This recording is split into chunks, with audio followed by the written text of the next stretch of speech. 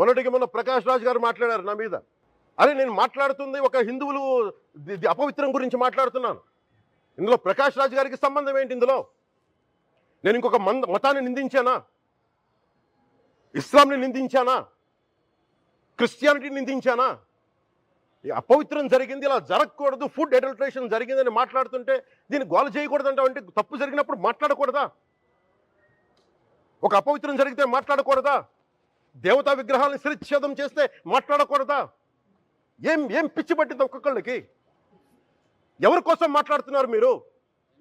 ప్రకాష్ రాజ్ కూడా చెప్తా ఉన్నాను, నాకు మీరంటే గౌరవం. I have extreme respect for you.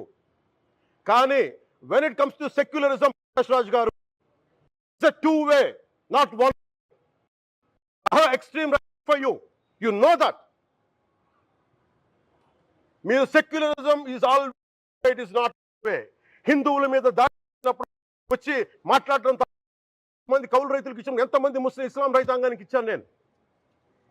ఇదే ఎన్ని మద్రాసాలకి డబ్బులు ఇచ్చాను నేను, 25 లక్షలు 30 లక్షలు ఇచ్చాను, నేను ఇచ్చినవాడిని. నేను నాకు అన్యమతం ఇస్లాం మీద గౌరవం ఉన్నవాడిని, క్రిస్టియానిటీ మీద గౌరవం ఉన్నవాడిని, చిన్నప్పటి నుంచి కూర్చొని మిషనరీ స్కూల్లో చదువుకున్నవాడిని. నా టీచర్ చెప్పిన సూక్తి, తను తగ్గించుకున్నవాడు హెచ్చింపబడినని చెప్పి బైబుల్ సూక్తిని ప్రతిసారి కోట్ చేస్తూనే ఉంటాను. ఇది నా గౌరవం, ఇది నేను చూపించే గౌరవం. మీరు మాట్లాడితే కూర్చొని నేను పాటించే ధర్మానికి అపవిత్రం జరిగినప్పుడు నేను మాట్లాడకూడదు, మౌనంగా ఉండాలి.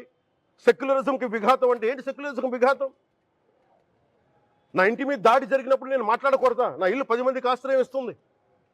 నా సనాతన ధర్మం అన్ని ధర్మాలకి ఆశ్రయం అయితే దానికి దాడి జరిగినప్పుడు, దాని మీద అపవిత్రం జరిగినప్పుడు దానికి కూడా మాట్లాడకూడదంటే ఏం మాట్లాడాలి మీతోటి? ప్రకాష్ రాజ్ గారు, you have to learn your lessons. I respect you.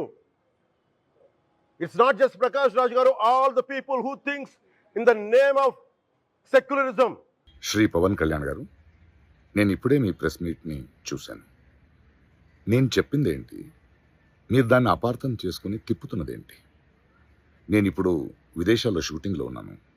30వ తారీఖు తర్వాత వచ్చి మీ ప్రతి మాటకి సమాధానం చెప్తాను. ఈ మధ్య మీకు వీలైతే నా ట్వీట్ని మళ్ళీ చదవండి, అర్థం చేసుకోండి ప్లీజ్.